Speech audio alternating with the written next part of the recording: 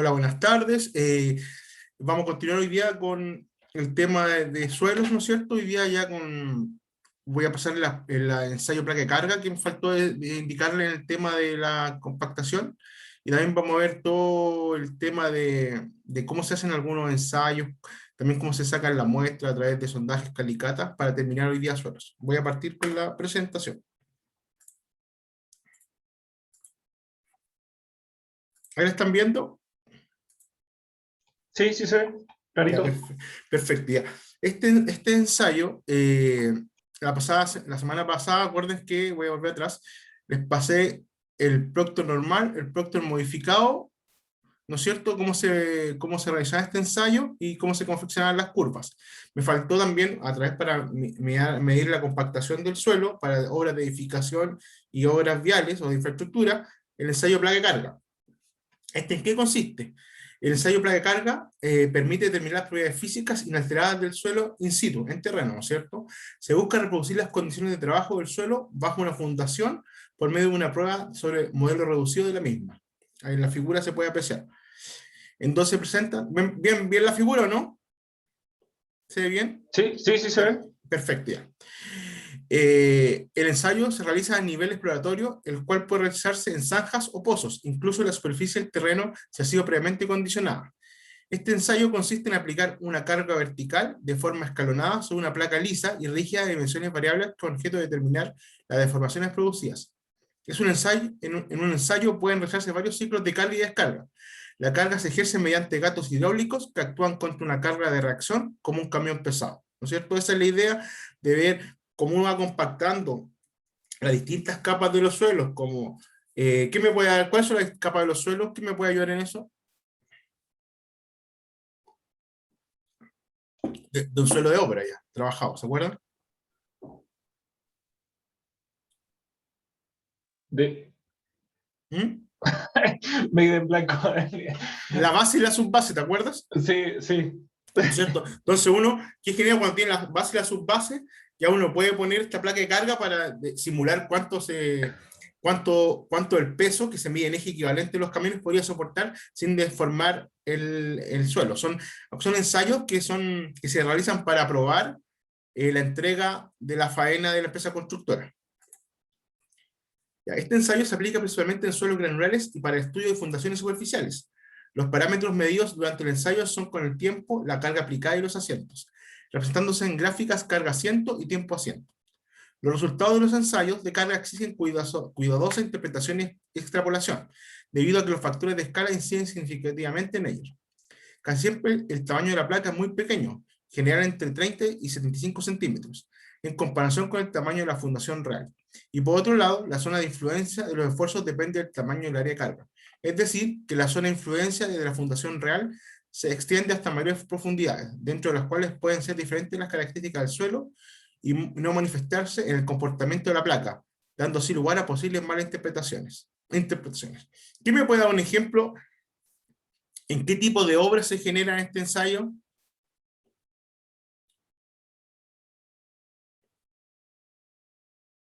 Para determinar el suelo.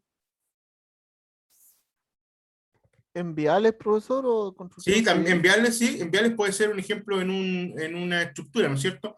Cuando vas Sí. a hacer los accesos a una estructura, ahí porque hay carga, pero también se hace en el tema de fundaciones, ¿no es cierto? Puede ser también cuando vamos a hacer unas losas para estacionamientos subterráneos, donde va a haber harta carga, estacionamientos de puede ser también de una playa, estacionamientos de camiones de alto tonelaje. Entonces se ve ahí la placa que resistan todas las capas estructurales del suelo. Es posible establecer en la zona de compactación etapas de control, selección de materiales para su actuación o rechazo, ejecución y recepción final. Esto es como lo último esto me acuerdo, ¿por qué puse esta diapo? Porque la semana pasada se me preguntó cuáles son los ensayos que se pueden ejecutar de acuerdo a cada etapa. Entonces, esto casi todos los vimos, que es, alguien me dijo, ¿cuándo se selecciona o se rechaza algo? Entonces, en el caso de materiales, se hace ensayo de granulometría, los límites de consistencia, humedad, que los vimos, el desgaste de Los Ángeles, que también lo explicamos, y el CBR, o Proctor. Y en ejecución, ¿no es cierto?, cuando está ejecutando la obra, también se hace la densidad in situ, el Proctor y el CBR.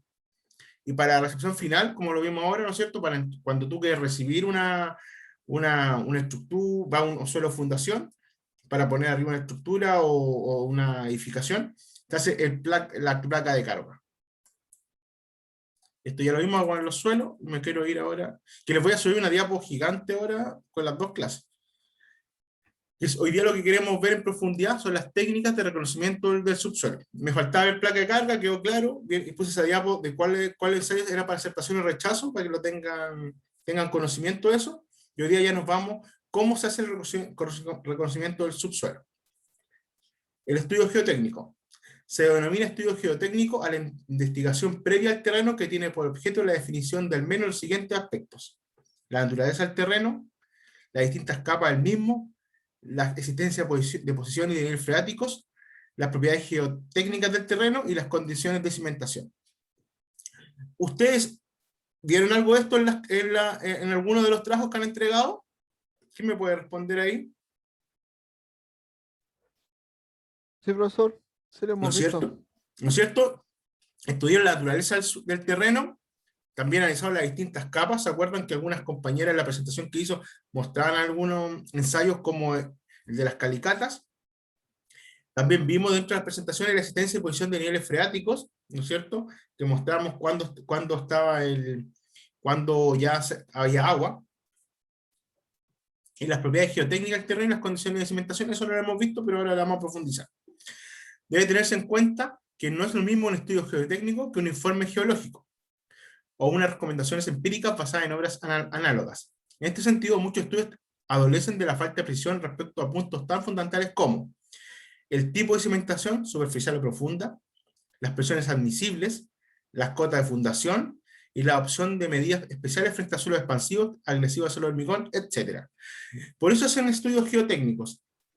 Cuando hablamos del tipo de cimentación, son distintos. Si vamos a hacer una zapata corrida, ustedes ubican eso, los tipos de cimentación, ¿no es cierto? Cuando son zapata aislada y zapata profunda, zapata corrida, que estamos hablando que de repente yo, para hacer suelo fundación para estructura, para puente o para edificaciones, de repente yo tengo las cimentaciones y pueden ser zapata corrida, que es una losa gigante, o zapata aislada, de repente que se instalan espaciadas, ¿no es cierto? No están unidas.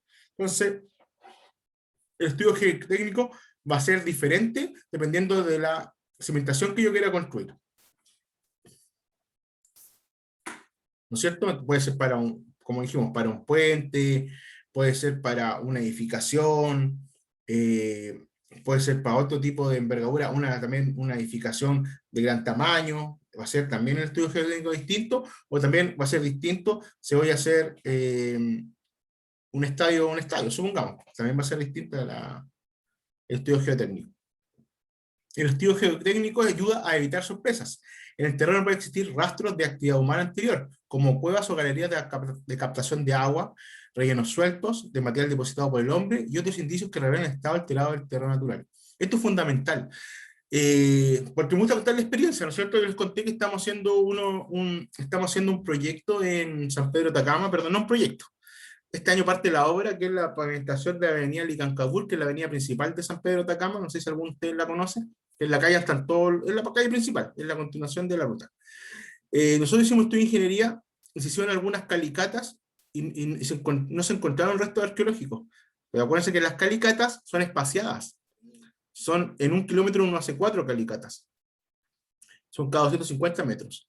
Pero igual nosotros dejamos en la base de licitación, que ahora que se va a levantar todo el terreno, se van a encontrar lo más probable, ¿no es cierto?, como dice acá, indicios de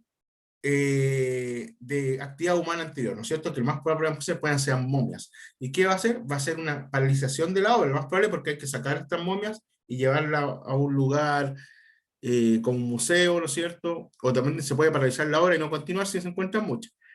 Por eso, de repente, nosotros hicimos, el estudio de ingeniería hizo cuatro sondajes y no encontró ninguna momia. Si nosotros nos damos cuenta durante la obra se hace una primera excavación y se encuentran momias en todas partes, nosotros vamos a deducir que el estudio de ingeniería realizó un mal estudio geotécnico. Y lo más probable es que se demande a esa empresa porque tal vez no hicieron las calicatas determinadas en algunos lugares, y eso va a encarecer mucho la obra, ¿no es cierto? Porque sacar tanta momia, ¿no es cierto?, va a ser un costo muy grande para el proyecto, y si no fue esto ya analizado en estudio de ingeniería, los costos se le dan mucho. Por eso es importante tener esta información. Lo mismo pasa, de repente hay otros que se llaman las zanjas de exploración, que también son estudios que se hacen al suelo, ¿no es cierto? Entonces cavan en lugares como urbanos, donde se ven si existen algunas cañerías, ¿no es cierto?, o tuberías, o corrientes débiles, que están subterráneas, ¿no es cierto? Y se tiene que conocer dónde están ubicadas. ¿Qué pasa? Que de repente nosotros vamos a los servicios, y estos servicios son muy antiguos, de los años 70, y no se tiene información georreferenciada en dónde están. Y la única forma es hacer a través de zanjas de exploración. Entonces, por eso es el estudio geotécnico, que se refiere a todo lo que está, ¿no es cierto?, de la rasante hacia abajo. ¿Alguien tiene experiencia en esto? ¿Alguien ha trabajado? Si nos puede ayudar aquí al curso, si alguien, Jean-Pierre, tú que trabajáis en EFE, pues, ¿contáis experiencia? Profesor, yo una vez estuve trabajando en el norte, el año pasado, en diciembre. Fui a Arica y justo ahí en la estación Chinchorro ¿Ya? habían descubierto unos hallazgos arqueológicos y tenían toda la zona cerca y habían paralizado la obra y todo eso. Sí, ahí está, estamos trabajando, Vialidad está haciendo ahí obra, Exacto, habían en la encontrado 27. habían encontrado algo ahí, no sé, y tenían todo cerrado los arqueólogos y estaban buscando cosas. Ya, muy buena tu acotación, Jean-Pierre. Es un proyecto que ya Vialidad Urbana, de la unidad que yo trabajo, que es la ruta, mejoramiento de la ruta 27. ¿Qué pasó ahí? Que hubo que hacer un aumento de obra. Un aumento de obra no implica más gastos, sino implica que tiene que alargarse en el tiempo, ¿no es cierto? Ya no va a terminar la obra en un año y medio, te lo va a tirar porque hay que sacar todo esto restos arqueológicos, va a durar 2 años. Y esos 6 meses, la empresa va a demandar al fisco, porque la empresa va a seguir con gastos generales, y va a tener y también te va a demandar, porque si yo tengo 6 meses paralizadas las maquinarias, sin poder utilizarlas, voy a tener oficina, sueldos, entonces demandan al fisco para que el fisco le pague sin hacer nada. Entonces, por eso es re importante hacer todos estos estudios. Son relevantes para no encontrarse después en obra todas estas sorpresas.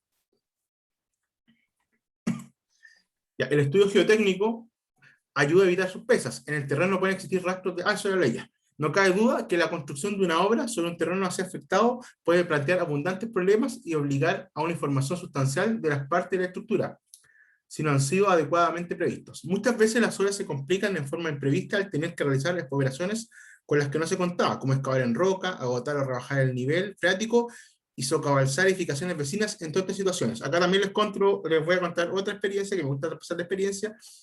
Hace 3 años nosotros generamos una obra en Antofagasta, una obra urbana, que es la ruta 1 con la ruta 28, en los que conocen Antofagasta, donde está la Rotonda La Negra, que es una bajada, es como ya en el sur de Antofagasta.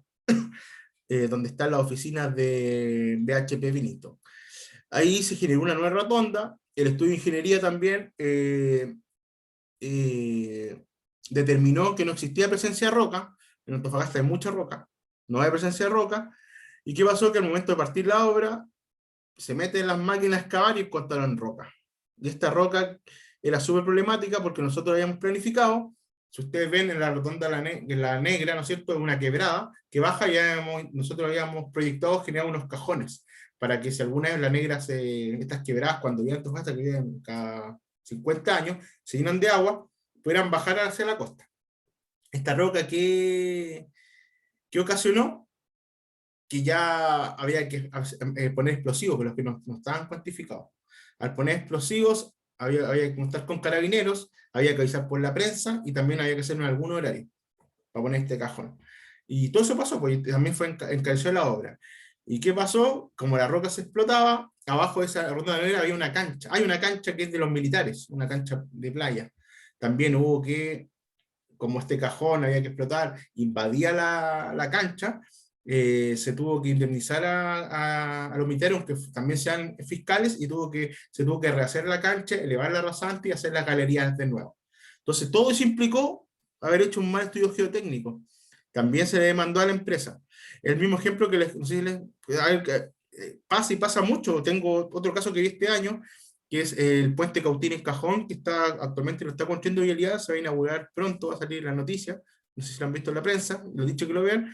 También la empresa constructora, perdón, estudio de ingeniería, que realizó malos sondajes, y donde nosotros teníamos corte, había un corte porque arriba había el camino, ¿no es cierto? Generó sondaje y dijo que los terrenos eran tan estables que con un corte de 45 grados él soportaría arriba el camino, ¿no es cierto? Porque ahí hay un puente y después había estaba el río, se generaba un camino de acceso y de salida. ¿Qué pasó? Que vino la lluvia del año pasado y el talud no soportó y se vino todo abajo y se vino el camino abajo. ¿Y qué tuvimos que hacer? Revestir con concrete, con hormigón, este terraplén, ¿no es cierto? Y además ponerle muro contención. Salió carísimo, mucho más caro, casi 5.000 millones de pesos extra lo que estaba presupuestado, y también una demanda a la empresa de ingeniería porque realizó malos sondajes. Entonces, para que vean lo fundamental y los costos que llegan a ser después en obra, por eso es importante, y les dejo claro, y son experiencias recientes, en menos de 3 años ya les conté 3 experiencias, y pasan día a día. Entonces ahí uno ve la falencia que tenemos de repente los mecánicos de suelo que no realizan buenos informes. ¿Alguien quiere contar alguna experiencia que ha tenido Orlando? ¿O alguien que trabaje en el área? Lo de la negra, le preguntaron, ¿qué estaban haciendo ahí la negra? ¿Iban a hacer una rotonda? Es que la negra, había una rotonda y se mejoró la rotonda, se mejoraron, ya hasta terminó el año pasado. Pero esa pega de máquina es directamente arriba de la negra mismo. No, abajo, en la negra con la ruta 1, en la costanera. Ah, llegando ya al final abajo. Abajo en la ruta 1, ahí fue la obra. Y ya se terminó, se terminó Sí. justo en Antofagasta. Abajo. No, Donde, okay. están los edificios ahí, hay unas torres de como Sí. 20 pisos. Sí, no se estaban con la entrada, por el lado sur de Antofagasta. Eso se terminó el año 2019, 2020. A principios de 2020 se entregó la obra a la comunidad, Okay. pero ahí tuvimos esos problemas de roca. Porque Antofagasta es puro. Dime. Sí, pues, bueno, yo igual participé ya hace varios años atrás en un proyecto justamente que es para Escondida, que fue para llevar justamente el agua desde Puerto Coloso arriba, a Escondida. Ah, bueno. Y claro, ahí nosotros, de hecho, yo trabajaba en una empresa que era encargada de toda la parte de los explosivos, pero sí, está lleno de roca por todo ese sector. Sí. Entonces, y también en la negra, de hecho, igual también que hubo que hacer una especie de túnel, se tiró una especie de topo para poder pasar por debajo de la carretera. Entonces, por eso preguntábamos qué sector de la negra era, porque, o sea, el Sí. hecho que no hayan tenido un buen estudio cuando, de hecho, ya no hace mucho tiempo atrás ya se había hecho intervenido en varios sectores, y se Sí. sabe que todo eso es roca. Sí, pues, estuve la obra que habla, porque la negra hace como 4 años, no, un poquito más, como 5 años, hizo entera la negra de nuevo, ¿no es cierto? Toda la baja de la ruta 28 hasta la Antofagasta. Esa Porque mejora. antes era calzada bidireccional y ahora hay algunos sectores que tienen doble calzada, donde están las poblaciones, a la entrada. No, aquí fue solamente la rotonda. La rotonda misma, abajo. Y ahí pasó esto, Okay. que cuando no había roca en unos sectores. Y cuando comenzó la obra, había una placa de roca grande. Viste que abajo hay una cancha de tierra que es de los militares justo en esa zona. Sí, no sé si tiene ahí al lado un edificio. Bueno, ahí de hecho, hay un sector ahí mismo de los militares. No, fue justo en esa zona. ¿No? Por eso yo digo que es fundamental la mecánica de suelo y la importancia que tiene. Ya. Voy a continuar. Ustedes interrúmpanme si tienen preguntas o si no tienen experiencia, porque la experiencia yo encuentro que es lo que más nos sirve y nos llena todo y se pueden comentar. Y Profesor, también, otra cosa, dime, acotar, pequeña cosa, que yo antes vivía en La Pintana. ¿ya? En La Pintana estaban haciendo una obra cerca de la municipalidad, ¿Ya? un estadio nuevo que estaban haciendo ahí como un gimnasio, y también pararon las obras porque se empezó a hundir la construcción. Cuando ya tenían casi todo montado, se empezó a hundir el terreno, y esa obra lleva parada, yo creo, como 10 años, 12 años. Se lleva hundiendo ahí el gimnasio. ¿Y por qué eso? ¿Por qué tú crees que se hunde, Jean-Pierre? Por lo que hemos Porque visto. obviamente el suelo no tenía la resistencia para aguantar ese peso. Correcto, ¿cierto? También puede haber sido que el nivel freático, ¿no es cierto? Es lo que le pasó a la Terra de Pisa. También podría haber sido, ¿no es Exacto. cierto? Entonces, ¿qué habría que haber hecho? Es retirado todo el terreno, haber hecho retirado todo el terreno y haber fundado, ¿no es cierto?, a través de pilotes, todo el perímetro de la estructura, ¿no es cierto?, para fortalecer los muros, y abajo también se ha hecho una zapata continua, ¿sí? Toda una zapata, ¿no es cierto?, una fundación corrida. Y eso también con piloto hacia abajo. Se hizo mal, por ser lo más barato yo creo, y tal vez hicieron un mal estudio de mecánica de suelo. Entonces, eso pasa. Imagínate cuántos años tiene Paraguay. Ya. Es importante señalar que la mayoría de los estudios geotécnicos prescinden del encuadre geológico, a pesar de que este constituye una valiosa ayuda en aspectos tales como la correlación entre los reconocimientos puntuales, la previsión de singularidades por antiguos relieves, cauces abandonados, zonas lacustres, etc., cuya delimitación es muy difícil a partir de datos aislados. La estimación de la naturaleza del sustrato y el nivel de confianza en la potencia y continuidad de las capas de apoyo de fundaciones, la advertencia sobre riesgos de inestabilidad, hundimientos, cavidades, etc., y las formaciones encontradas y la definición del régimen, continuidad de alimentación y oscilación de esas aguas freáticas. Todo esto que se señala acá es como lo que dijo Jean-Pierre, ¿no es cierto? Como no prescinde un encuadre geológico, se dejan escapar muchas cosas que después repercuten en la obra y los costos se disparan. Hasta pasa en las mineras, yo creo, pues yo no soy experto en minería, pues también yo creo cuando hacen perforaciones para túneles o caminos para las minerías también debe pasar lo mismo. Es aconsejable, por tanto, que todo estudio geotécnico de cierta envergadura lleve una inducción geológica, bien del tipo específico o incorporar las conclusiones geotécnicas. En resumen, un estudio geotécnico debe incluir a lo menos lo siguiente: características del proyecto y objetivo del estudio, características geotécnicas del lugar, definición de los principales problemas geotécnicos que se podrían presentar, solución del tema geotécnico en estudio y recomendación para el procedimiento constructivo. También le quiero contar esta experiencia. Ustedes conocen el puente Caucao, ¿no es cierto? ¿Han escuchado el puente Caucao? Es por nombre, no me acuerdo Ya, de pues qué. no. Y al puente Caucao, es un proyecto que llevó de Alía Urbana, donde yo trabajo. Es cercano a mí con Puente Caucao. No te voy a yo pero es cercano, muy cercano a mí, y ahora nosotros, como tuvimos una tan mala experiencia con estos puentes levadizos, buscamos una nueva forma de dar solución a esto. ¿Y por qué es un puente levadizo? Porque en Valdivia está lleno de astilleros, ¿no es cierto?, que construyen grandes embarcaciones que van hacia a Europa.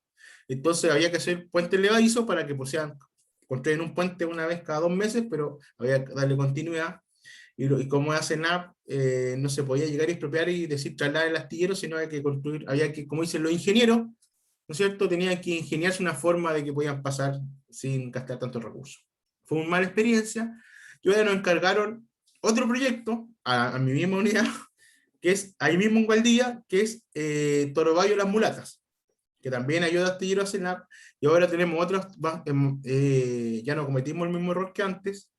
Nos vamos a hacer con una consultora nacional de estudio, que fue el error porque acuérdense, nuestra ingeniería tuvo culpa después con la empresa constructora, sino vamos a llamar este año una licitación internacional para hacer un túnel subfluvial. ¿En qué consiste un túnel subfluvial? Que es un túnel de hormigón estanco, que es como un tubo pero cuadrado, que va apoyado en el lecho del río. Entonces, ¿por qué les cuento esto? Porque para apoyar este túnel, igual hay que hacer una mecánica de suelos muy detallada y un estudio geotécnico para saber si el suelo, ¿no es cierto?, del lecho del río puede soportar un túnel subfluvial, ¿no es cierto? Porque aquí no se genera una excavación, sino son bloques que se van apoyando sobre el lecho del río y las embarcaciones pasan por arriba. Se ocupa, en varios países de Europa se ocupan estos túneles subfluviales y también en Turquía buscan el túnel subfluvial, lo que está en internet, túnel subfluvial, y es la idea. Entonces, también, ¿por qué les cuento esto? Nosotros hicimos unos términos de referencia especiales con un llamado internacional, donde estamos pidiendo un estudio geotécnico, geológico, para conocer el lecho del río y que soporte esta nueva estructura y no fallar como el Caucao. Entonces, son experiencias, algunas cuando aparezca en la prensa, yo he aparecido varias veces en la prensa, sí, pero ¿Cuál fue el problema con el Caucao? ya, hubieron 2 problemas, tanto de diseño como de obra. En el diseño los cuento porque yo igual lo cuento, estos proyectos viales y importante que lo son ustedes. Nosotros cuando licitamos el puente Caucao, se licitó a una consultora nacional, BBQ se llama, no DDQ, en el cual no teníamos nosotros expertise, los inspectores fiscales, yo también era inspector fiscal, pero de otra área, de preinversión, no teníamos especialidad, ¿no es cierto?, de puentes levadizos, ¿no es cierto?, sino solamente puentes tradicionales. Sí, los puentes tradicionales. Entonces, se llamó al estudio, y el estudio generó un diseño, el cual debía como validarse con la obra. No era un diseño definitivo, no sé si me entienden. Como nunca se había hecho, no era un diseño definitivo, y se copió un puente, es el mismo puente que existe en España, es igual, la misma estructura, se contrató hasta el mismo arquitecto y el mismo estructural que hizo un puente en España, esta empresa, y lo trajo a Chile. ¿Qué pasaba? Que como los inspectores fiscales, no había una contraparte especialista, ¿no es cierto? Se aceptó y quedó ante la empresa constructora, y ahí fue el primer error, ¿no es cierto? Tú no puedes, si tenés especialista en puente levadizo en el fisco, tenés una contraparte. Ahora se tienen, pues ahora se cambió todo eso, ese tiempo no había una contraparte especial. Fue el primer error. Y también la empresa copió un proyecto español, ¿no es cierto? Lo trajo igual acá, el mismo proyecto, el mismo puente, pero no veía que aquí en Chile los suelos eran de distintas formas, lo mismo que acá, ¿no es cierto? Y también los aceros, aquí un país sísmico, Chile, todo eso, pues se trajo el mismo proyecto. El primer error. El segundo error, también se contrata, o no, se hace un concurso público y se lo gana la empresa constructora ASDI, la cual, mediante aumento de contrato y modificaciones de obra, solicita cambiarlo a acero, porque en un proyecto se habían proyectado que los aceros tenían que ser acero chileno, y estos traen acero chino. ¿Y qué pasa? Que como acuérdense que un puente la hizo, toda la estructura era en acero, se manda a hacer a China los tableros, y cuando llegan a Chile, llegan 2 tableros espejos, 2 tableros iguales, porque tenía proyectada ciclovía. Entonces, ¿qué pasó? Que si la ciclovía iba por acá, por este dedito, esta iba por acá, ¿no es cierto? Queda en espejo. Entonces, iba una a cada lado. Entonces, ¿qué se le ocurrió a la constructora? ¿Sabéis qué? Como donde estaba la ciclovía tenía menos enferradura y no soportaba tanta carga, reforzaron el tablero de acá, ¿no es cierto? Reforzaron para dejar la ciclovía a este lado y que soporta la carga. Y ¿qué pasó esto? Que todo el proyecto no estaba hecho para ese tipo de peso de los tableros. Se hizo la marcha blanca, acuérdense que nunca se entregó a la comunidad, nunca. Se hizo marcha blanca y al tiro explotaron todos los pistones y todo lo que genera que se pueda levantar, ¿no es cierto? Las bombas, todo. Y ahí quedó botado. Actualmente ese fue el error gigante, ¿no es cierto? Quedan 2 tableros iguales. Y actualmente tenemos contratado a Tecnogrúas, que es una empresa externa que tiene grúas que permite elevar para que pasen una vez al mes o cada 2 meses pasen estos barcos confeccionados aquí en Chile. Y ahora estamos nosotros estudiando la reparación, se va a reparar, que también ahí ustedes ven, de repente si ven cosas, está mi nombre metido en algunas cosas, si averiguan, pero para la reparación ahora, que yo veo el tema de las platas y de la ficha I, que no sé si se los paso a usted, pero yo soy como el que veo eso. Que pedir los recursos al Ministerio de Desarrollo Social, yo soy el encargado de pedir esas platas. Entonces igual me estoy metido, me leo los informes para que haya explicación y todo. Y eso pasó Orlando. Para que quede claro que fue más de la empresa constructora, porque yo conocí al inspector fiscal que echaron, a Walter Wilson, lo conocí hace años, echaron a mi jefe, también lo echaron, que era el jefe de la DIU, echaron a varios, pero la implicancia fue que la empresa constructora nunca se entregó, entonces no hubo una resolución final, entonces, pero lo echaron porque había que hacer un costo político, entonces había que echar a las personas. Sí, bueno, desde el principio fueron malos pasos, ¿no? Sí. En varias chances podrían haber parado o hacer algo, no. Sí, ahora que queremos tener un estudio subfluvial, ¿qué pasó? Vialidad. Para hacer este túnel se generó una división de túneles. Una división específica de túnel, el año pasado se inventó, con expertos en túneles nacionales y con magíster. Entonces son buenas contrapartes para poder estudiar esta solución. Entonces, con los problemas y con todo esto se aprende, ¿no es cierto? Entonces, si uno quiere hacer algo, tiene que tener especialistas en el fisco para poder llevarlo a cabo. No podéis confiar solamente en las empresas privadas porque de repente te meten el dedo en la boca. Esa es la conclusión. Claro. Esa es la conclusión que uno llega al final. Claro, están todos tuertos ya. Sí, ya.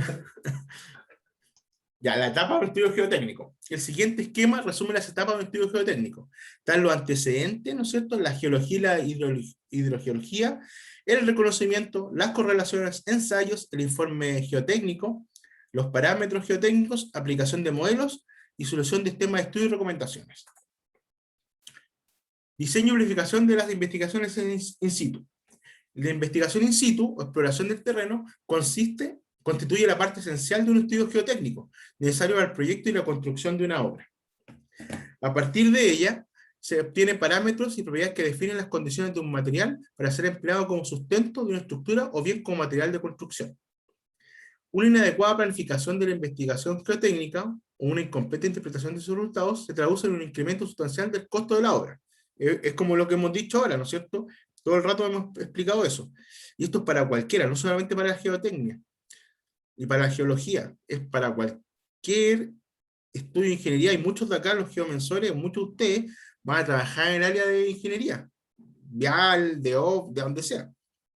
Hasta con los drones, ¿no es cierto? Ahora que está de moda, cuando hagan buenos estudios, buenos vuelos, tienen que generar una buena ortofoto, porque todo eso después cuando se construye, nosotros todos somos el área de construcción, se traduce en los costos elevadísimos.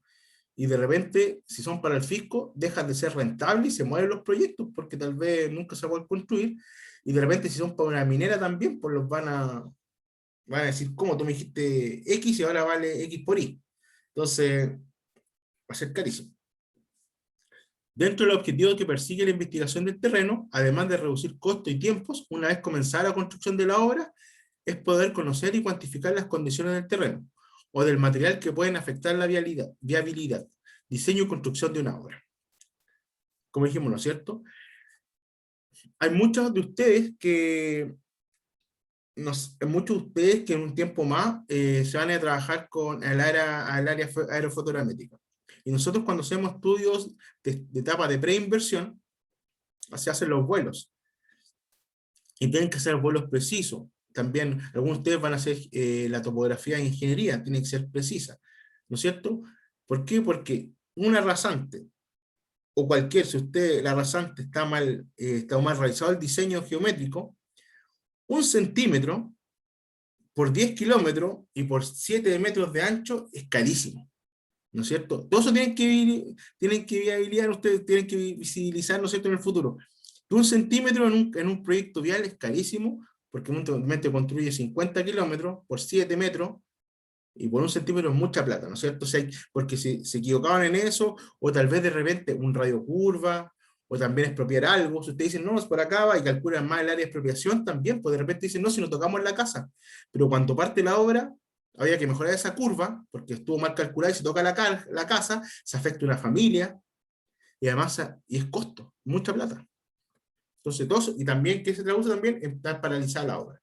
Entonces, es importante, por eso es importante en toda área, ser bien concienzudos. Ante la importancia de la investigación in situ, tanto desde el punto de vista técnico como económico, resulta esencial planificar adecuadamente las campañas adaptándose a las condiciones y objetivos del proyecto. Dentro de los principales factores a considerar en la planificación de los reconocimientos se pueden mencionar características efectivas del proyecto, acciones y solicitaciones de estructuras sobre el terreno, información previa disponible, condiciones geológicas regionales y locales, acceso y características geográficas de la zona, selección de los métodos de investigación, procesos y plazos, entre otros. ¿Quién me puede dar ejemplos de esto? Un ejemplo, si vamos a hacer un proyecto en el Cajón del Maipo, ¿no es cierto? Queremos mejorar la G25, que es la ruta que sube al Cajón del Maipo. Varios conocen el Cajón del Maipo. Si ustedes ya tienen que hacer una investigación, ¿qué es lo primero que analizarían ahí? ¿Qué hay que estudiar en suelos primero? ¿Quién me puede ayudar ahí?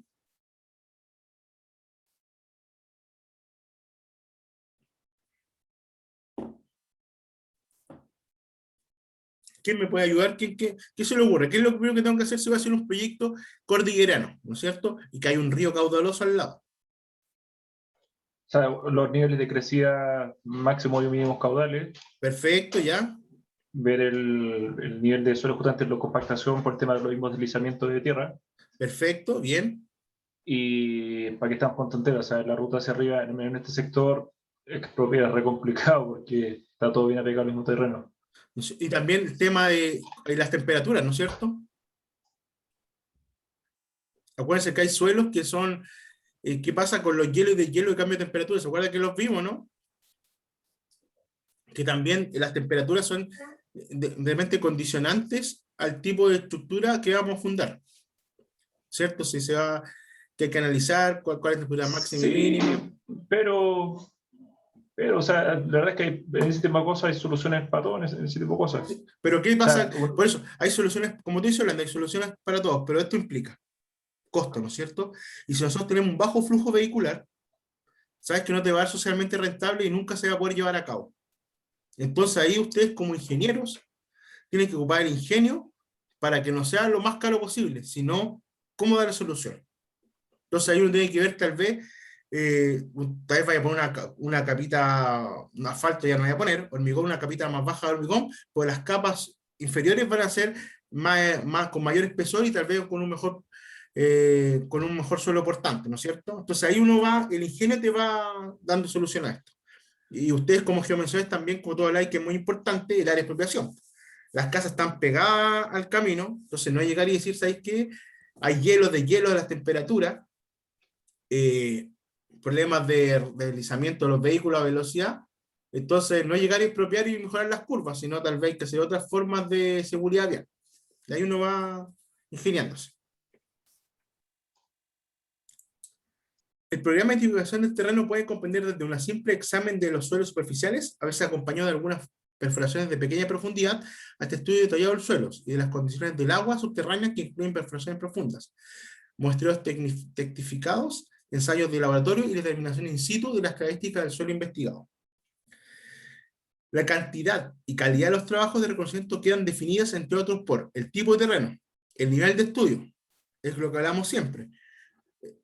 Hay estudios de prefactibilidad, factibilidad, ingeniería de detalle y la obra misma, ¿no es cierto? Entonces, el nivel de envergadura de mi volumen de mecánica de suelo, ¿no es cierto? De información, de cantidad de calicatas, cantidad de sondajes, va determinado por el estudio que estoy. Porque un estudio de prefactibilidad vale 300 millones. Un estudio de ingeniería, estoy hablando del área vial, un estudio de ingeniería vale como 1.000 millones de pesos. Eso vale un estudio de ingeniería. Entonces, tú entre 300 y 1.000, en el de 1.000 tú puedes implicar mucho más estudios detallados del suelo. Generas un mayor número de sondajes. Tal vez si vayas a proyectar un puente, generas un sondaje por cada cepa y los estribos, y tal vez si es un estudio de preinversión, solamente generas sondajes en los estribos y en una cepa. Entonces es distinta información. ¿Por qué? Porque tiene distintos objetivos. El objetivo fundamental del estudio de preinversión o de prefactibilidad es determinar la alternativa vial a desarrollar. En cambio, sí, dime Orlando. Pero con estos mismos estudios, ¿parten por los más baratos o tienen renta de tiro los caros? No, siempre. El Ministerio de Desarrollo Social, en los ciclos vía, los proyectos de vialidad, se parte con los estudios de prefactibilidad. Siempre. El estudio de prefactibilidad, ¿qué es la prefactibilidad? Tengo la opción de estudiar distintas alternativas para buscar la solución más socialmente rentable, tanto económicamente, y a través de ese análisis multicriterio, porque también se analizan otros factores ambientales, de repente ahora ciudadanos que son tan relevantes, que están tan en boga, ¿no es cierto? Y también los económicos. Se hace una matriz multicriterio y se elige la mejor alternativa, no solamente que es la más barata o la que tenga mejor indicador de rentabilidad, sino se agrupa todo esto. Ya una vez elegida, se va a hacer ingeniería de detalle y ahí se estudia en profundidad. Y aquí se hace mucho más sondaje y calicata. ¿No es cierto? ¿Ahí queda alguna duda? Sí, ¿no? Ya. Cualquiera que sea el proyecto, no debe olvidarse que la mayor parte de los terrenos fueron formados por procesos geológicos, cambiantes en el tiempo y lugar en forma compleja, teniendo en cuenta la incidencia decisiva de los factores geológicos en la secuencia, forma y continuidad de los estratos del subsuelo. Debiera incluirse entre las primeras etapas de cualquier exploración un análisis de las características generales del sitio, ¿no es cierto?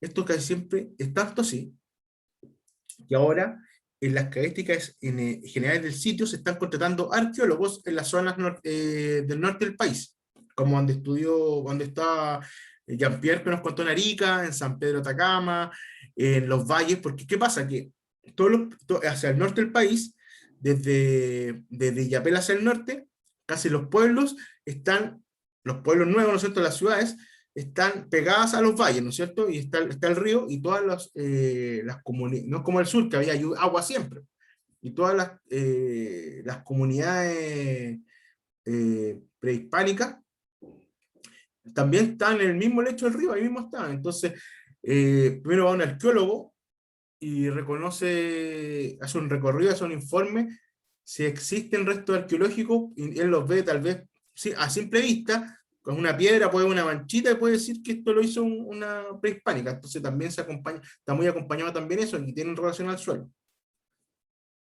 El primer informe que se hace. Un programa de exploración de subsuelo comprende, entre otros, la investigación de los siguientes aspectos: naturaleza de los depósitos del suelo, estudiando su geología, historia reciente de los rellenos, excavaciones e inundaciones, posibilidad de trabajos subterráneos y de minería previos en el área. Profundidad y espesor y composición de cada estrato del subsuelo, profundidad y oscilación del nivel freático, profundidad de la roca y sus características, propiedades físicas y eventualmente químicas y mecánicas de los estratos del suelo y roca que puedan afectar el comportamiento de la estructura. Eso es fundamental. La planificación de un programa de exploración del subsuelo incluye alguna o las todavía las siguientes fases: recopilación y análisis de información disponible, reconocimiento, investigación exploratoria e investigación detallada. En algunos casos, como en edificaciones livianas y sencillas, como una casa, solo se requiere un mínimo reconocimiento e investigación exploratoria. Entre otros, tales como en las grandes puentes, se requieren investigaciones exploratorias extensas, así como investigaciones detalladas para obtener la información suficiente, precisa y confiable que es necesaria para realizar diseños económicos y seguros. Recompilación de la información disponible.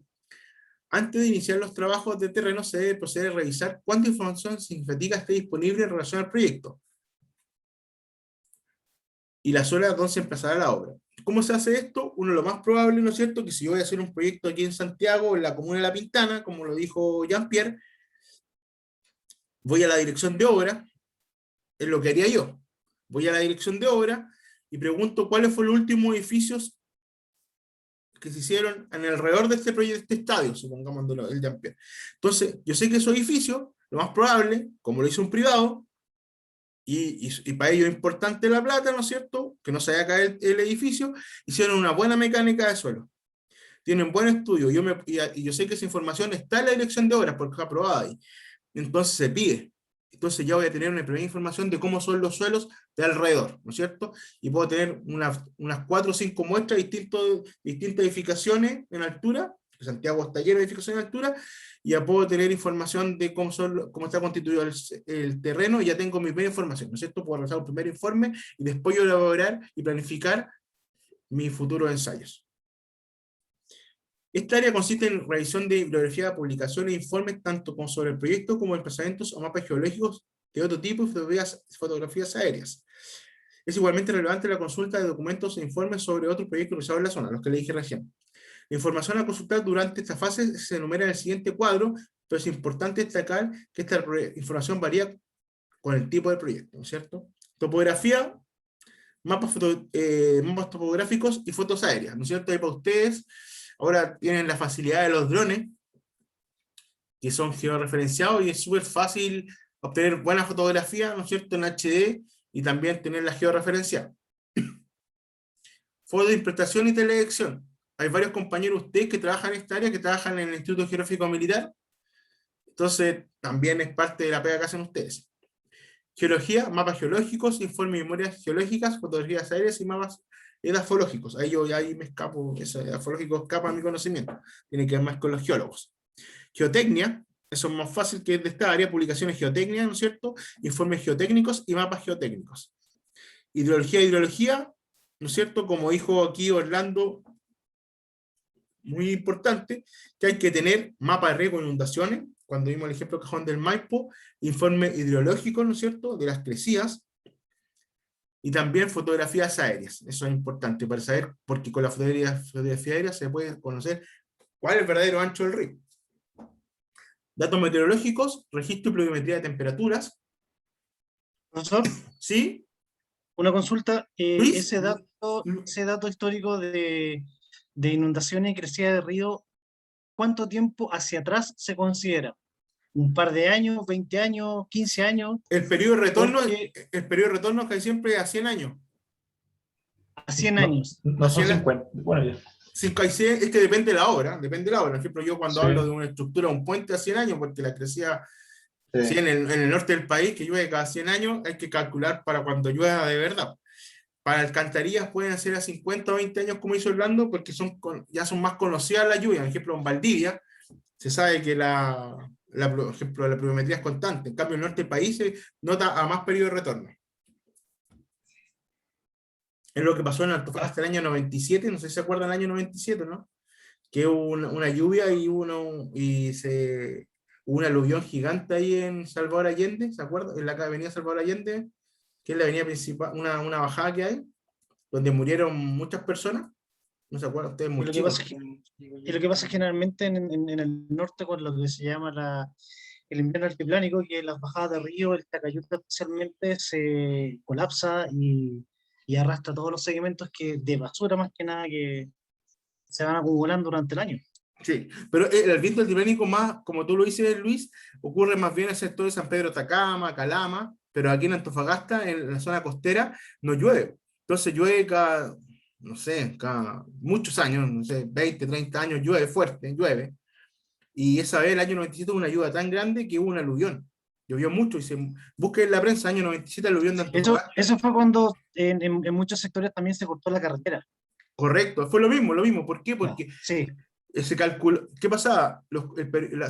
Se cortaron todas las quebradas donde estaban las alcantarillas, porque había alcantarillas de diámetro súper pequeño, y porque decían, estamos hablando del año 97, en donde se ha perfeccionado todo esto. No llovía, pues. Entonces ahora cuando uno actualmente construye a periodo de retorno de ese año y genera una obra que soporte, no es que venga una lluvia fuerte y te bote todo el camino, porque ahora ya en la ruta 1, en la zona costera, ya hay una concesionaria donde tiene 2 pistas por sentido, se hizo harta inversión. Entonces no pueden hacer una alcantarilla chica que después viene a vivir y se lleva todo. Entonces por eso depende de la zona donde se construya el periodo de retorno. El norte es 100 años, en Valdivia, donde llueve constantemente todo el año, es información súper a corto plazo. Tú sabes cuánto llueve. Por ejemplo, ahora ha llovido casi 20 días seguidos, ¿no es cierto? ¿Y cómo se han comportado? En el caso de Ensenada, ¿se acuerdan? No, ustedes son muy chicos todavía. ¿Se acuerdan de Ensenada, en Yanquihue, que empezaron a caer autos, empezaron a morir familias, que caían camiones encima ahí en el lago Yanquihue? ¿No se acuerdan? ¿No se acuerdan de esa noticia? ¿Pero qué año fue eso? En los 90 también fue una noticia que está una ruta de vialidad de nosotros, que también venía. Sí, me acuerdo de la noticia. Sí, Ensenada. Mira, ¿qué pasaba? Que es una ruta que une, ¿cómo se llama esta ciudad? Está Yanquihue, está acá Puerto Varas y después está Ensenada. Entonces esta ruta es una ruta de vialidad que une Puerto Varas con Ensenada, donde Vialidad había proyectado una alcantarilla, supongamos, de un metro de diámetro. Llovió muchos días, casi 20 tantos días. ¿Qué pasó? Como contaba también Luis, esta lluvia está tan fuerte que empezó el terreno, porque es una quebrada, empezó a ceder y se empezaron a caer los árboles, empezó a tapar la alcantarilla, y no se hizo la limpieza. Vino la crecida fuerte y se llevó el camino. Y quedó un corte gigante. Y de noche, la gente no veía esto, empezó a caer. Y caían autos encima, caían autos, murieron familia. ¿Qué pasa? Que ahora se proyectó, ahora hay un cajón, doble cajón, de 3 metros. Se hizo una buena obra, porque se analizó que cada 100 años, esa es la cantidad de lluvia que iba a soportar. Entonces, por eso se hace estudios de mente tan atrás, uno dice, ¿por qué tanto? Porque hay que ver cuál es la máxima crecida en toda la vida, para que no haya muertes. Entonces, por eso de repente uno, ¿por qué tanto tiempo? Por eso se hace. Datos meteorológicos, datos sísmicos, datos de terremotos y norma sismo-resistente, que es la 433, minería y canteras, mapa de rocas, uso de suelo, planes de ordenación de uso de suelo, eso es fundamental, porque está el plan regular comunal y intercomunal, que a nosotros nos ordena, ¿no es cierto?, cómo se tiene que construir en la ciudad y cuáles zonas se puede construir sí o no. Porque hay unas zonas que pueden ser inundables, que el plan regular lo sabe, o pueden ser humedales, en los cuales no se puede construir edificación. Y eso ya está regulado y no es llegar y construir en cualquier parte. Datos medioambientales y recursos naturales, y construcción y servicios existentes, es lo que vimos nosotros, ¿no es cierto? Que uno puede hacer un catastro de las construcciones alrededor de mi obra y puede saber ya cómo el suelo fundación. Esto se hace harto aquí en Santiago, porque el suelo es muy parecido en todo Santiago, entonces casi siempre, antes de hacer cualquier sondaje, se buscan las edificaciones que hicieron al lado, ¿no es cierto? Y se tiene buena información de terreno. Reconocimiento. En esta fase se trata de obtener información preliminar relativa a las características del suelo, por medio de un examen minucioso del lugar y sus alrededores, así como las diferentes fuentes de información disponibles. Una inspección o examen visual del sitio y sus áreas aledañas puede proporcionar mucha información valiosa. La topografía, las disposiciones del drenaje y de la erosión, la vegetación y el uso de la tierra reflejan las condiciones del subsuelo, especialmente la estructura o textura del suelo de la roca. Los cortes de carretera y vías férreas y las paredes de los canales de corrientes a menudo dejan a la vista secciones transversales de la formación e indican la profundidad de la roca. Los afloramientos rocosos o zonas de grava y cantos redondeados pueden indicar la presencia de mantos rocosos o otras formaciones geológicas resistentes. Por eso es importante observar, ¿no es cierto? Observar. Y ¿dónde uno puede hacer aquí una inspección visual de algún sitio que sea fácil de ver? ¿Qué me puede contar? O algún caso donde uno pueda ver visualmente qué se puede construir o no se puede construir. ¿Alguien me puede dar un ejemplo, no? En el norte, profesor, hay un sector en Arica, la quebrada de Hacha, que está ¿Ya? también justo detrás de la cárcel de Hacha. ¿Y ahí qué se ve? Me tocó, Cuéntanos, cuéntanos. me tocó por trabajo ir a terreno, y resultó que me encontré con la sorpresa de que había construido básicamente un caserío, no con casas de ligeras, sino que de material sólido. Y esa fue debido a la pregunta que le hice yo, porque yo pregunté, porque claramente eso es el lecho de un río. Correcto. Y me dijeron, no, me dijeron, aquí no ha llovido nunca, y si llueve pasa un poquito de agua, etcétera. Inclusive la municipalidad le había construido les llevaba agua, les aportó arreglando los caminos, poniendo un sector luz, etcétera, etcétera, etcétera. Y cuando hubieron una lluvia bastante grande en el altiplano, ¿Ya? arrasó con todo. Y yo le dije, pero es que esto es el lecho de un río y por algo tiene esta envergadura. O sea, no es porque aquí corra un hilo de agua por la envergadura del río. Yo dije, aquí no deberían haber construido y la municipalidad tampoco debería haber apostado, simplemente tendría que haber dicho, ¿sabe qué? Aquí no se puede. Resultando que hubo una crisis bastante grande y arrasó con todas las casas, inclusive la cárcel de Hacha tuvo peligro porque está justamente al lado. Mira, no. Fue Y bajó mal. con todo, no, mal, Bajó. mal, y era como uno Porque miraba y el está cauce del muy, río, muy encajonado. sí, y tal vez el cauce del río fue más grande de lo que estaba previsto. Claro, o sea, el cauce del río era bastante grande, o sea, el lecho del río Sí, era la bastante caja, grande. ya, pero aquí se desbordó, porque si llegó a la cárcel, lo más probable es que no ha estado dentro del cauce, estaba a un costado, pero si llegó allá es que Claro, se desbordó. porque venía mucho, venía mucho fluente, demasiado fluente, arrasó Sí. con todo ese caserío y, y claro, era un encajonamiento muy grande y se notaba y uno decía, ¿cómo están construidas estas casas acá? Y la municipalidad más encima aporta a que la gente se quede. O sea, esa es la duda que decía, no se puede construir acá. Y siempre se guiaban con que, oye, acá no ha llovido hace 20 años y si llueve un poco es como garúa. No sé, lo Y yo mismo que pensaba, pero pasó. es que no.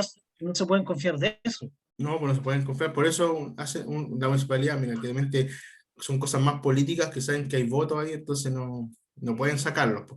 Lo mismo que pasó ahora el invierno pasado en la quebrada de Macul. Por la quebrada de Macul, saben que hace muchos años había una población ahí que se fundó sobre el lecho del río, vino la crecida que viene cada 100 años y se llevó todo, murió mucha gente, desapareció gente que nunca más se encontró. Y ahora, después de los eventos de octubre del 2019, se generó una nueva toma que se llama la toma de Dignidad, y también los alcaldes permitieron que se localizaran dentro del lecho del río, ¿no es cierto? Porque estamos en esta época que nadie quería erradicar a las personas. ¿Qué pasa? Que el invierno pasado empezó a llover mucho y estaba toda la prensa metida ahí, que no pasó nada, menos mal, porque no fue la lluvia de cada 100 años, pero eso pasa mucho, ¿no es cierto? Donde no se estudian bien los lugares para edificar.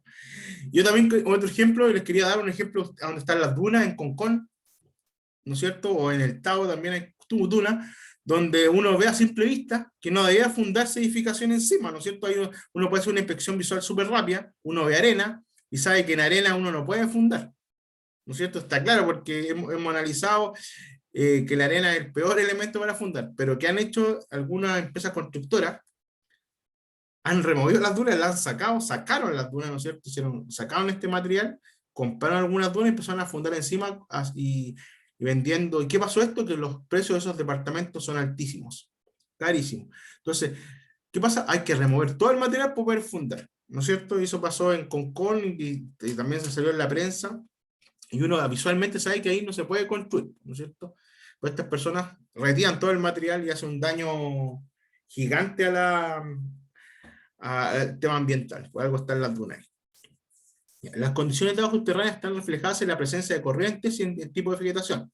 Los niveles de agua en pozos, lagos y esteros, como en el plan de la ciudad de Viña del Mar, a menudo indican los de agua subterránea. Y esto pasó mucho cuando se en el Merval. El metro tren de Viña, una parte va subterránea. También aquí fue súper complejo porque ahí el agua subterránea, ¿no es cierto?, está a un nivel freático, ¿no es cierto?, está súper cercano a la rasante y también ahí fue bien complicado trabajar eso. La forma, y se estudió bien, porque nunca se inundaba, nunca salió en la prensa que el Merval se inundó, está un metro al lado de la costa. Fue un buen estudio geológico, un buen estudio geotécnico, y tanto así que nunca se inundaba. Entonces, de repente uno cuando se hacen bien las cosas, se refleja. La forma de los canales de correntía superficial refleja la textura del suelo. En general, algunas nociones prácticas de geomorfología y geodinámica fluvial son guías muy útiles para la ejecución de reconocimientos. Las condiciones del suelo como sustento o fundación pueden determinarse por el tipo y comportamiento de estructuras vecinas, es lo que hablamos anteriormente, ¿no es cierto? Son muy valiosas las informaciones sobre grietas, asentamientos y informaciones reflejadas posiblemente en puertas y ventanas ajustadas. El tipo de estructura de locales existentes puede afectar considerablemente el programa de exploración y las decisiones sobre el mejor tipo de fundación para estructuras vecinas propuestas, ¿no es cierto? Uno puede hacer un estudio, ¿no es cierto?, cuando va a fundar en una localidad que tiene casas más antiguas para ver cómo ha sido su deformación visualmente, ¿no es cierto?, esta estructura, y tú cuál va a ser la nueva fundación que vas a utilizar tú para esta nueva estructura. Un estudio geológico, así sea general y resumido, es muy útil para plantear e interpretar la investigación completa del suelo. El objeto principal de tal estudio debe ser la determinación de la naturaleza de los depósitos subyacentes en el sitio. Pueden determinarse, además, los tipos de suelo y de roca que posiblemente se encontrarán, aspectos que permiten seleccionar los mejores métodos de investigación del subsuelo antes de iniciar la perforación, el muestreo y los ensayos in situ. Debe indicarse la posibilidad de defectos en la roca, tales como grietas, fisuras, diques, inyecciones ígneas, cavidades de disolución y cavernas. Esta información va a ayudar decisivamente en la interpretación de los resultados de los muestreos y el ensayo en el sitio. La presencia de fallas menores pero activas debajo de la estructura podría justificar el cambio de sitio. El examen global del sitio desde el aire puede revelar las exposiciones generales de la topografía, el drenaje y la erosión, más efectivamente que por medio de la inspección desde la superficie. Ahora esto se está utilizando mucho, como ya se lo he reiterado, a través de los drones, ¿no es cierto? Es súper fácil hacer inspección visual ahora. Es súper fácil, no es caro, es económico, y tanto así que de repente ahí uno puede proyectar la imagen del dron en un LED de 50 pulgadas, ¿no es cierto? Y se puede tener un grupo de expertos y viendo en el momento, analizando las condiciones del terreno. La investigación en la fase de reconocimiento sirve para establecer las condiciones probables del suelo en el sitio. Ocasionalmente podría llevar a abandonar dichos reconocimientos sin estudios adicionales, si aquel se presenta inadecuado para la estructura. Sin embargo, no en la mayor parte de los casos, los resultados del reconocimiento se usan para planificar la investigación exploratoria e interpretar los resultados de la exploración del subsuelo. Investigación exploratoria. También se conoce como investigación preliminar y su objetivo principal es conseguir información precisa referente a las condiciones reales del suelo y terreno. Deben averiguarse la profundidad, el espesor, la extensión y la composición de cada estrato del suelo, la profundidad de las rocas, la profundidad del agua subterránea. Además, se acostumbra a obtener información preliminar aproximada o definitiva si es viable, referente a la resistencia y compresibilidad de los estratos, con el fin de poder llevar a cabo los cálculos preliminares o definitivos de la estabilidad y del asentamiento de las fundaciones de las estructuras. En esta fase de la investigación es necesario, casi sin excepción, recurrir a calicatas o a la perforación y toma de muestras. Como ven recién en la etapa exploratoria, que podríamos decir que dentro de un estudio de preinversión es la etapa 3, ¿no es cierto? Porque la etapa 1 es diagnóstico, la etapa 1 es reconocimiento, la etapa de diagnóstico, la etapa 3 se hace recién la ingeniería básica, y para una ingeniería de detalle parten bien ingeniería en la etapa 2, que es cuando empieza a hacer ingeniería de detalle, en ingeniería básica, ya se empiezan a hacer las calicatas, ¿no es cierto? Porque uno tiene que proyectar sobre información de suelo la solución estructural que vamos a realizar. Una programación cuidadosa de ella permite obtener información específica y confiable con la menor cantidad posible de recursos. La principal dificultad en esta programación radica en determinar la ubicación, el espaciamiento y la profundidad de las perforaciones. En vialidad ocupamos, como ya se lo reitero hartas veces porque se nos dicen, 4 calicatas por kilómetro. Eso es lo siempre, ¿no es cierto? Y se tratan de no hacer en un mismo eje, sino una en un corte, otra en terraplén, otra en el eje central, para ver en ese kilómetro las distintas formaciones del suelo. La investigación de la fase de conocimiento sirve para establecer las condiciones probables del suelo en el sitio. Ocasionalmente, podría llevar a abandonar dicho reconocimiento sin estudios adicionales, si aquel se presenta inadecuado para la estructura. Sin embargo, en la mayor parte de los casos, los resultados del reconocimiento se usan para planificar la investigación exploratoria y para interpretar los resultados de la exploración del subsuelo. Número de perforaciones. La dificultad mencionada para establecer el problema surge principalmente de que la aplicación de los criterios que conducirán a una evaluación satisfactoria segura y completa de las condiciones del suelo muchas veces son incompatibles con las limitaciones del tiempo y dinero. En principio, el número de perforaciones debe ser el apropiado para proporcionar una determinación razonable de la extensión, el espesor y la profundidad del estrato o estratos portantes previstos, y para localizar todos los posibles puntos blandos o sueltos en el suelo de soporte, que pudiera afectar en forma adversa la seguridad y comportamiento del diseño propuesto. Sin embargo, en la práctica las limitaciones de tiempo y costo no permiten llevar a cabo una exploración lo suficientemente detallada para poder evaluar en forma definitiva por lo menos los 2 puntos esenciales señalados. Lo mejor que puede hacerse es practicar las perforaciones en sitios probablemente presentativos, para lo cual las recomendaciones generales basadas en la experiencia, ya sea local o regional, son trascendentales. Es como dije anteriormente, ¿no es cierto? Si yo voy a tener un cerro, tengo un cerro y voy a proyectar un camino en el cerro, ¿no es cierto? Voy a hacer un corte, que genero calicatas acá arriba para ver cómo se va a desmoronar el cerro, calicatas acá abajo y calicatas acá, ¿no es cierto? 2 calicatas, una adelante y otra atrás, desfasada uno en cada calzada, si una calzada bidireccional. Entonces en 2 instrumentos voy a tener toda esa información. Si tengo también un terreno donde voy a tener que hacer un terraplén, ¿no es cierto? Elevar el terreno sobre los terrenos adyacentes. También tengo que hacer las calicatas en ambos terraplenes, uno a cada lado, para ver que ese suelo sea soportante de los terraplenes y también cercano al eje del camino. Es evidente que la programación del número de perforaciones y sus espaciamientos siempre estará notablemente condicionada por los recursos disponibles, experiencias similares, criterios y consideraciones objetivas de la persona a cargo de ella. Esto pasa mucho cuando hacemos estructuras como puentes, ¿no es cierto? En puentes, como tenemos buena información de terreno a través de sondajes, y si hay que hacer perforaciones como calicatas, se hacen solamente en los accesos, y se hacen pocas. O sea, se podrá hacer una o dos a más, ¿no es cierto? Porque la que entrega la información es los sondajes. Como punto de partida, tradicionalmente se acostumbra a hacer una estimación preliminar de la ubicación y espaciamiento de las perforaciones, la que deberá ajustarse en su número si se requiere información adicional, o bien disminuir si los resultados de las perforaciones indican uniformidad en los resultados. La concentración de cargas, el tiempo y los costos, entre otros, también son necesarios para llegar al programa definitivo más aconsejable. Algunas recomendaciones para el espaciamiento entre las perforaciones se indican en la siguiente tabla. Según lo establecido por Sowers, que es un especialista americano, en 1970. Para edificios industriales de un piso, el espaciamiento, ¿no es cierto?, de las calicatas tendría que ser entre 30 y 90 metros. Edificio de varios pisos, ¿no es cierto?, entre 15 y 30 metros. Excavaciones para empréstitos, ¿no es cierto?, para saber si este terreno es adecuado para obtener buen terreno, ¿no es cierto?, porque acuérdense que hay botaderos y empréstitos. Empréstito es donde yo obtengo buen terreno para rellenar mi terreno, se hacen cada 30 y 120 metros. Presas de tierra o diques, 30 a 60 metros de espaciamiento, y carreteras, investigación de su rasante, cada 300 o 600 metros. En verdad nosotros lo hacemos, porque nos aseguramos, cada 250 metros, ocupamos más cerca de 300, por eso hacemos 4 por kilómetro. Otras recomendaciones son, por ejemplo, cuando el subsuelo es uniforme, espaciamiento de 120 a 150 metros en perforaciones. Si el subsuelo es variable, entre 15 y 75 metros, y para vías de acceso, 30 metros entre perforaciones, o una cada 1000 metros cuadrados, ¿no es cierto? Eso como un puente, podríamos decir.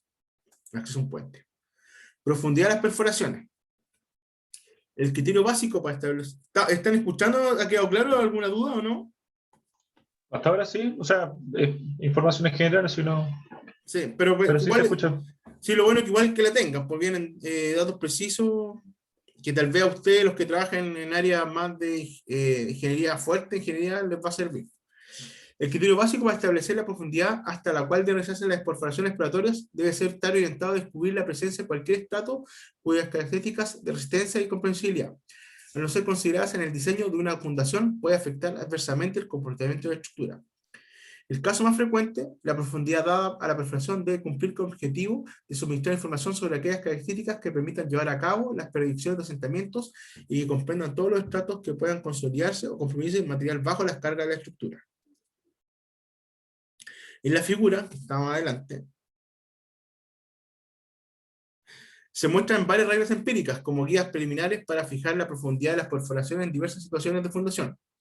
Reglas empíricas como estas u otras deben considerarse como normas precisas, pues esto no puede ser en práctica, no puede ser una práctica, no solo a veces costosa, sino también peligrosa. Existen casos como edificios que han sufrido serios daños por asentamientos producidos por la consolidación de estratos blandos de arcilla, localizados por debajo de la profundidad hasta donde fue investigado el suelo. ¿Quién dio ese ejemplo? El ejemplo que dio Jean-Pierre, ¿no es cierto? No es posible dar reglas generales para seleccionar tal profundidad, debido a que para usar cargas y dimensiones dadas de la estructura de las profundidades donde no son significativos los asentamientos depende del perfil del subsuelo. Dentro de las reglas empíricas, la que aparece como más lógica y como un enfoque más racional es la sugerida por Hosler, quien refiriéndose a las sugerencias de Beer señala que las perforaciones deben llevarse hasta una profundidad en donde el incremento del esfuerzo vertical producido por la nueva construcción propuesta sea al menos el 10% de la presión vertical efectiva inicial de esta profundidad. Acá se ve la imagen, ¿no es cierto? Hasta dónde tiene que ser la profundidad. O sea que esta B tiene que ser 1,5 B. Si acá tenemos una zapata larga B, 1,5 B. Esa es la profundidad que tiene que llegar el sondaje o la calicata. Y para mí ya cuando estamos hablando de edificaciones de gran envergadura empiezan a hacer sondajes. Como toda regla empírica, esta no es precisa ni cubre todos los casos. Debe aplicarse teniendo en cuenta que en lo posible el perfil estratigráfico y respetando ciertas profundidades mínimas, y debe considerarse sin validez en los casos de suelos muy compresibles o rellenos no controlados. ¿Por qué es tan importante conocer el perfil estratigráfico? ¿Qué nos puede indicar el perfil?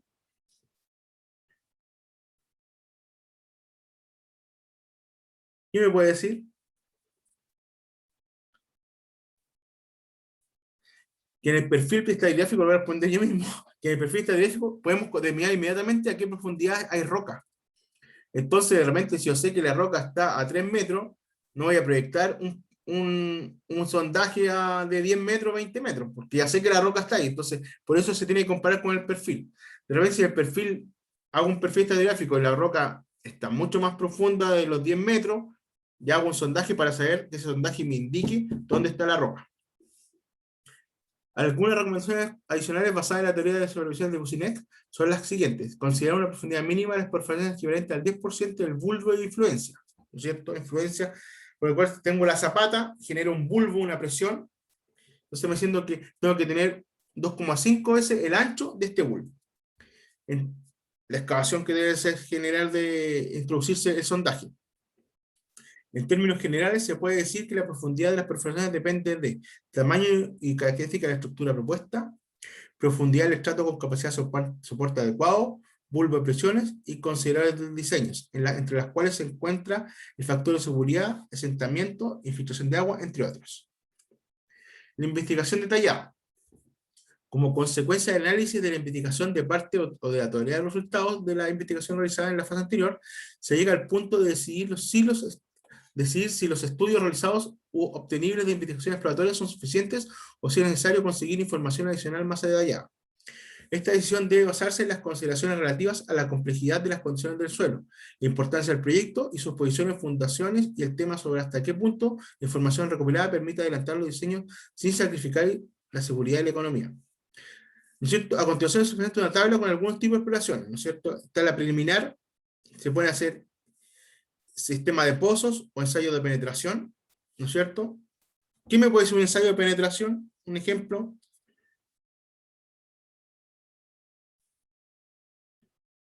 Lo vimos la semana pasada. ¿Cómo fue la pregunta? ¿Cuál, No se entendió. un ensayo de penetración? ¿Qué me puede dar un ejemplo de un ensayo de penetración? ¿Cuál es el ensayo? ¿Cuál es? ¿Qué me puede explicar? De ¿Profesor, los no era el de los que le pegaban con la cucharita? Muy bien, ese. Perfecto, ahí pa, ¿no es cierto? eh, Ya. Detallada. ¿No es cierto? Se tienen que ser calicatas y zanjones. Las calicatas tienen una profundidad de 4 metros, 2,5, y los zanjones hay siempre la profundidad de la pala, ¿no es cierto? Pues hace una excavación en pala, ¿no es cierto? Unos 40 centímetros, que me permite información como del terreno natural, cuánto es su profundidad, ¿no es cierto? Que es la capa vegetal que tiene encima. Y profundas, las calicatas profundas, esas son las de 4 metros. Y complementarias, obtener muestras generalmente no perturbadas, a veces de 4 pulgadas o más de diámetro desde los estratos considerados como críticos. Que ahí se pueden hacer de repente en las complementarias, ¿no es cierto? Perdón, las detalladas, uno hace la sondaje y las calicatas, las cosas profundas, y las complementarias es de repente cuando quiero complementar la información que me entregó los sondajes. Reconocimiento visual de suelos. Los suelos de grano grueso en un reconocimiento visual pueden ser fácilmente identificados y clasificados.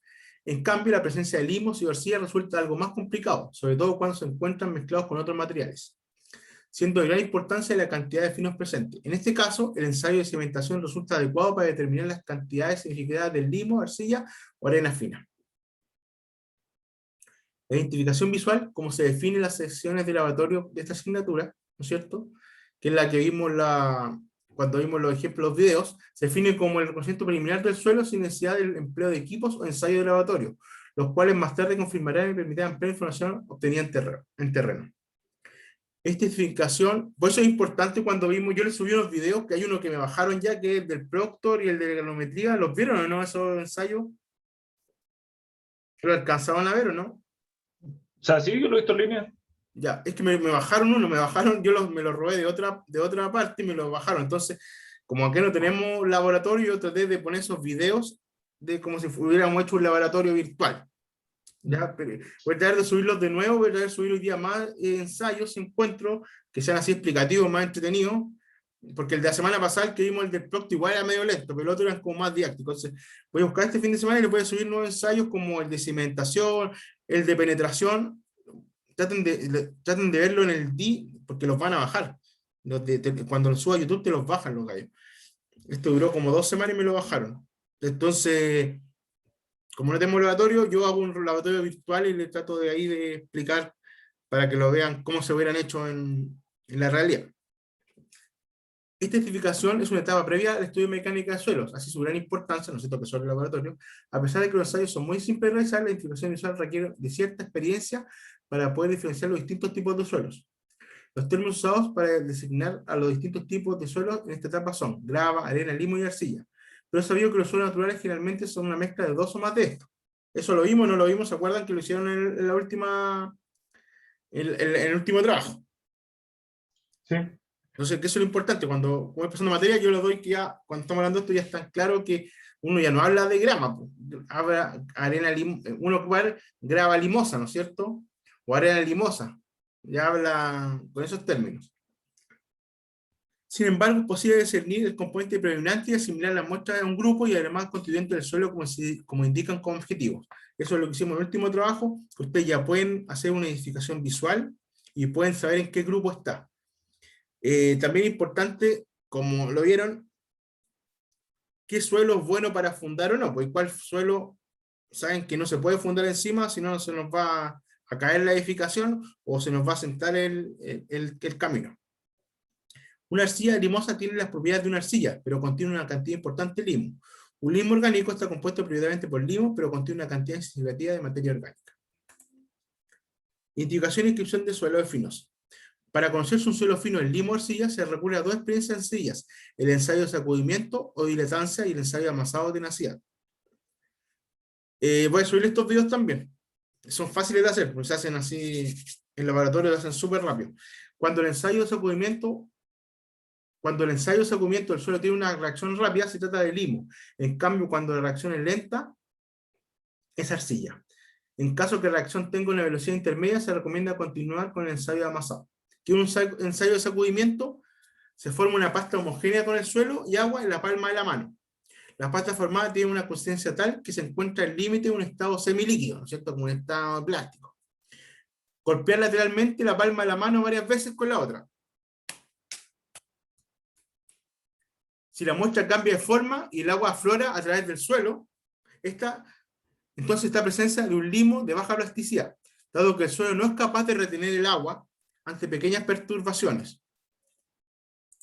De lo contrario, se está presencia de una arcilla, las cuales tienen una gran capacidad de retención.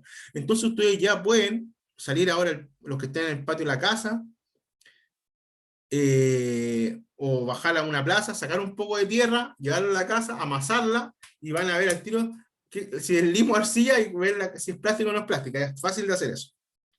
El ensayo amasado se deben observar ciertas características del suelo, tales como la resistencia que opone al ser amasado y la plasticidad. Y consiste el ensayo amasado, se hace en dos partes: se hace el ensayo de sacudimiento y después el ensayo amasado. Con reconstruir una bolita del suelo de la pasta anteriormente preparada, ¿no es cierto?, la que se ocupa para el sacudimiento. Amasar la bolita del suelo, ya sea en una palma de la mano o sobre una superficie lisa, hasta formar un bastoncito de suelo que alcance unos 3 milímetros de diámetro. No puse la imagen acá, pero ya, que era una imagen que era, porque este lo saqué de una página, que era, se forma como como un grissini, no sé, estos pan italianos que han visto que hay unos pan italianos larguitos, bien delgados, como un fideo grueso, que tiene 3 milímetros de diámetro. Se alcanza dicho diámetro, el bastón no se quiebra, se forma una nueva bolita y se repite el procedimiento hasta alcanzar el quiebre.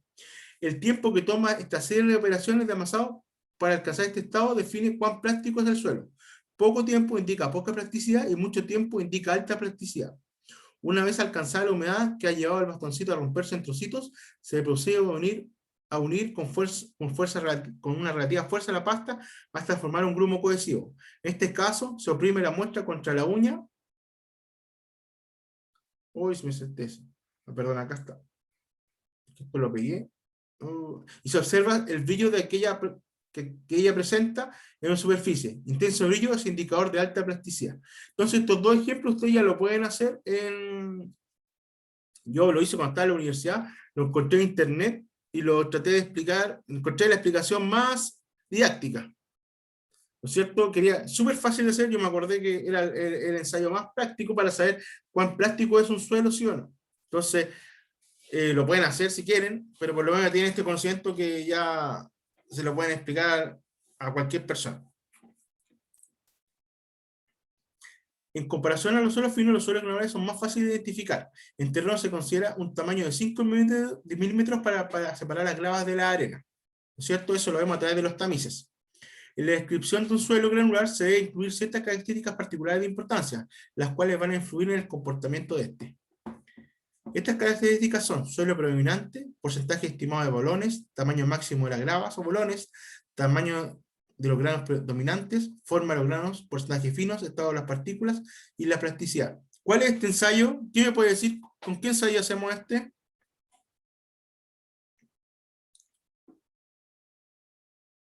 Del tamizado. Correcto, el tamizado, ¿no es cierto? Que también lo hicimos en nuestro laboratorio virtual, que lo pudieron ver, ¿no es cierto? Que tengo, y también lo hicieron para el trabajo, que tengo una serie de tamices donde yo he hecho mi suelo y voy tamizando y puedo determinar el diámetro del área donde se va quedando, y puedo determinar si es grava, arena y también el porcentaje fino. Método de reconocimiento de terreno. Los métodos de reconocimiento del terreno se pueden clasificar arbitrariamente desde el punto de vista de la obtención de parámetros en dos tipos: los métodos directos y los métodos indirectos. Entre los métodos directos se considera aquellos ensayos realizados in situ, a partir de los cuales se puede obtener la información o resultados de forma inmediata. Ejemplo están los ensayos de penetración de placa, de carga, que es el que vimos al principio de esta clase. En cambio, entre los métodos indirectos se considera a los ensayos efectuados en el laboratorio, para lo cual es necesario extraer de terreno muestras del suelo en estudio para su posterior análisis, calicatas, sondajes y la producción geofísica. Las muestras geotécnicas se pueden obtener a partir de sondeos, calicatas y otro tipo de excavaciones, con el fin de obtener testigos representativos de las características y propiedades del terreno. Para efectuar ensayos aleatorios, los tipos de muestras son los siguientes, ¿no es cierto? De suelos inalteradas, suelos que no sufren alteraciones en su estructura, ni en su contenido de humedad. En sondeos se extraen mediante tomas muestras adecuados, y en calicato excavaciones mediante el tallado de muestras en bloques en la hinca de tubos por presión o golpeo. Testigos de rocas son muestras procedentes de sondeos que generalmente se recubren con parafina inmediatamente después de su extracción. Y de suelo alteradas son muestras que sufren modificaciones de estructura y en su contenido. Y por último, las de agua se obtienen de los distintos niveles de acuíferos detectados durante la perforación. ¿No es cierto? Acuérdense que se hacen sondajes en los cuales de repente va incluida una manguera, podríamos decir, donde se puede, esta máquina va viendo dónde está el nivel de agua, cuando se va hincando el sondaje. Los análisis más característicos son el pH y el contenido de sales. ¿Por qué? Porque si encontramos agua, tenemos que ver si vamos a hacer hormigón, qué tipo de hormigón hay que diseñar para el pH del terreno. Se debe dejar que desaparezcan los sólidos de suspensión debido a la ejecución del sondeo, del agua de inyección o de los empleados para perforación.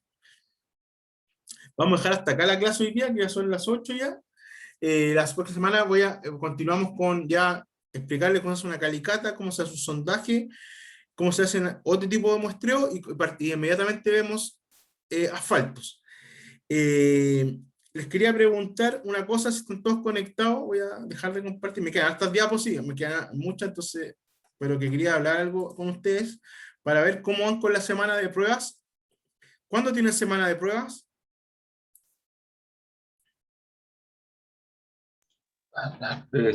No puedo ir la fecha. Es que quiero fijar el trabajo número 3.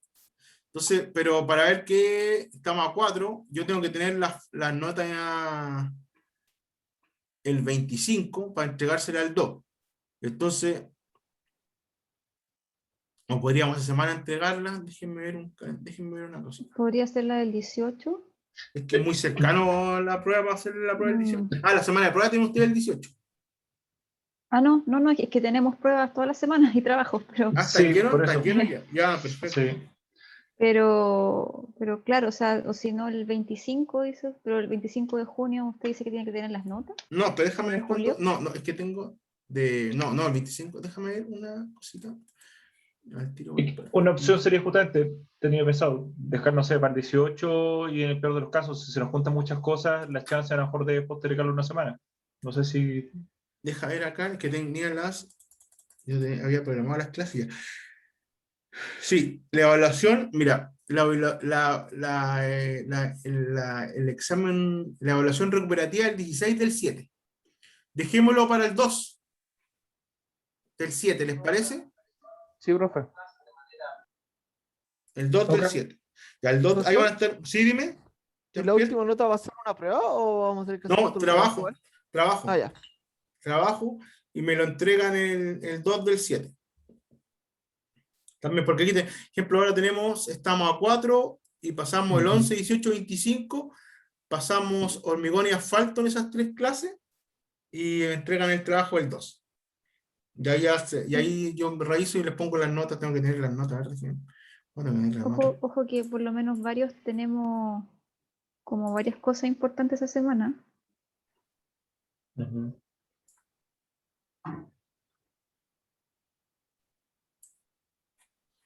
Porque tengo que... De hecho, bueno, es que sería como finiquitar unos informes bien grandes que tenemos.